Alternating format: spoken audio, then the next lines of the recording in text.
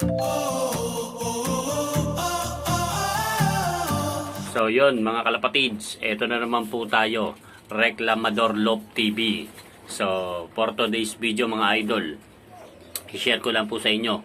Nagpaligo na nga po tayo ng ating mga warrior na mga kalapate dahil kahapon nga lang po kagagaling lang po nila sa Sinaloan, Laguna. So kakatapos nga lang po nila maligo. Ayan mga idol, ayun, makikita nyo nandun nga po sila sa flying pen natin. At may inilagay nga po tayo dyang batya kung saan may laman nga po yung tubig na may asin upang sa ganun mga idol maiwasan nga po natin ang adenovirus.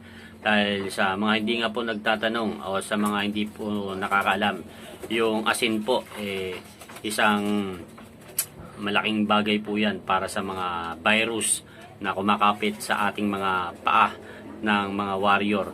Dahil kung hindi nyo po na itatanong yung mga crates po yan na dudumihan nga po yan at samusaring mga warrior nga po ng ating mga ibang kasamang kalapatids ang nagkakarga dyan. Kaya hindi po natin maiiwasan na malimit nga pong magkaroon ng virus dahil sa siksikan dyan sa truck na kinargahan natin kahapon sa PFC. Shoutout nga po dyan sa mga tropa natin dyan sa PFC. So dahil po dyan mga idol, sa kasamaang palad, 7 po ang kinarga nating mga ibon. So yung 6 po maganda naman po ang naging performance dahil nakabalik nga po sila. Samantalang sa kasamaang palad itong isang ibon natin kanina nga lang po umuwi. Yan o. Kanina nga lang po umuwi. Yung napag-alaman natin na may tama pala siya dito sa may dibdib, kaya pala siya nahirapan umuwi mga idol. So dahil po dyan gagamutin po natin yan, papainumin po natin yan ng Amtil 500. So kakalahatiin lang po natin yan dahil alam naman po natin na gamot po yan sa manok. So kalahati lang po, baka ma-overdose po ang ating warrior.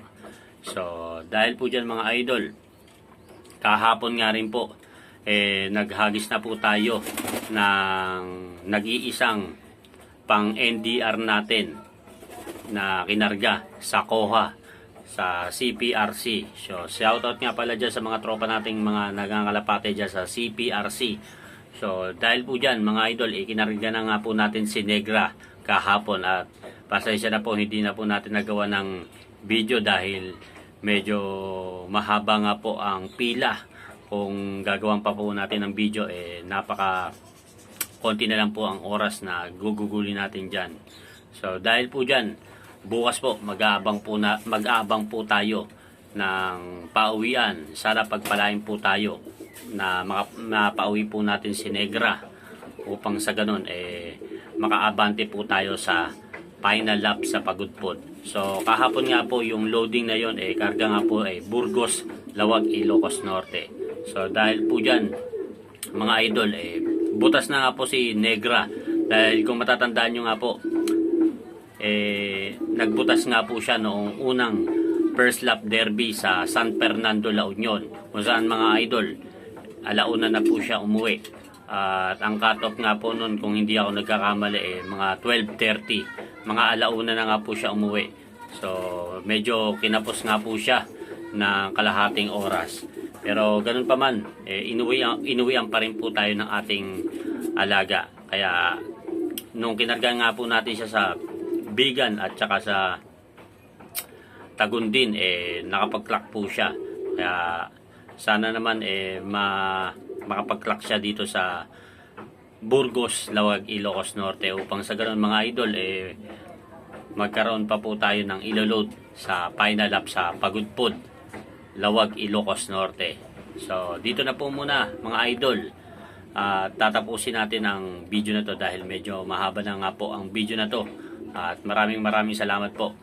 God bless.